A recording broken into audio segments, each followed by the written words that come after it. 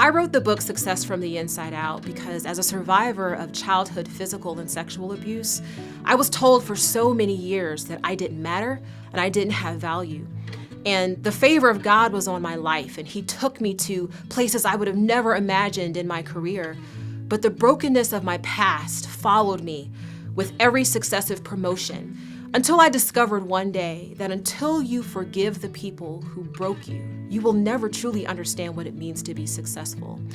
You see, there is a success that empties, and then there is a success that fills. And the only way that you can have a success that fills you is when you remember that God created you with purpose, no matter what title you wear, no matter what car you drive. And I hope that you will enjoy this book because it truly is my story of faith, forgiveness, and redemption. God has a purpose and a plan for your life, and I'm a testimony to that fact.